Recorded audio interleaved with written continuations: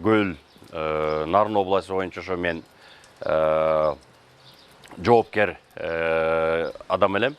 Мына көчө ошо Көлдөн келген, Сары айылынан келген, Нарындан келген, Тынчтык митингге келген адамдарды көчө милиция кызматкерлери күчкө салып, Тынчтык митингге келаткан жеринен өзүлөрү провокация кылып, балдардын баарын урчусун уруп, кубалачысын кубалап, сабачысын сабалап, баарын кубалап таратышып, 3 автобус менен келишип, ошол жерден тиги Нарын ресторан астынан ошо Горький парк көздөй жөө жүрүш эч кандай эме бузубай эле келатканбыз.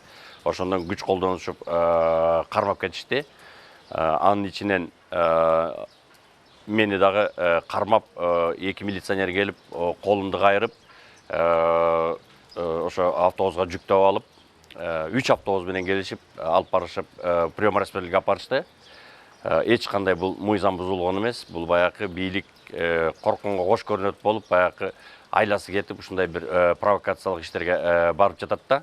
Андан кийин апарып мени ГУБДга алып барышты. ГУБДга барсам ошо чоңдор жолугат дедиле. Чоңдордун баары качып мени менен жолукпай, эч себепсиз 3 саат кармап отурушту. Кармап отургандан кийин алар айтышты, сиздин үстүңүзгө арыз түштү. Бүгүн по факту иш козгодук дейт. Мен таң калдым, бул кандай? Бүгүн именно митинг боло турган күнүбү десем, баягы өзүңүздөр жакшы билгендей, баягы Юпигейт болбоду эле бир сценарийси. Азыр Юпигейттен анда ГКМ уюштурса, азыр Юпигейттин экинчи сценарийин МВД уюштуруп отурат.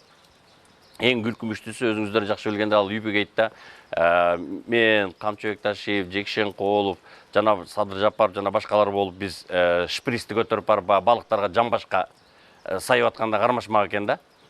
Мында болсо бир машинадан мен $1000 урдап турмун да. Бул аябай абийирсиздик, уят жоктук. Мен аларга айттым, $1000 эмес, бир $100,000 деп жазып койсоңор болмок экен деп тамашаладым. Анан бирок баягы милициянын ичинде таза жигиттер бар, офицерлер бар. Кыргыз элине, кыргыз мамлекетине кызмат кылган, алар акырын келип мага айтышты. Эмне үчүн дегенде, мен мурун зам министри болуп иштегем, өзүңүздөр билесиздер. Жолдош Кубанычбек Бекбосунович, сизди Атамбаевтан, өй жактан, Ак үйдөн Атамбаевтан аябай чоң заказ келиптир. Бүгүн эмне кылсаңар дагы сарылыктарды жана көлдүктөрдү тиги митингге катыштырбагыла. Экинчиден, Кадыровду эмне болсо дагы ошо митингге сүйлөттүрбөгүлө дептир. Эмне үчүн дегенде, ошол жерден жанакы коркушканго дейм, мен Атамбаевдин дагы бетин ачып коет го деп. Урматтуу телекөрүүчүлөр, да, мен ошо Атамбаев менен мурунку оппозицияда, мурунку бийликте 4 жыл чогуу жүргөнбүз. Мен Атамбаевдин эл алдында айтып сөз берген,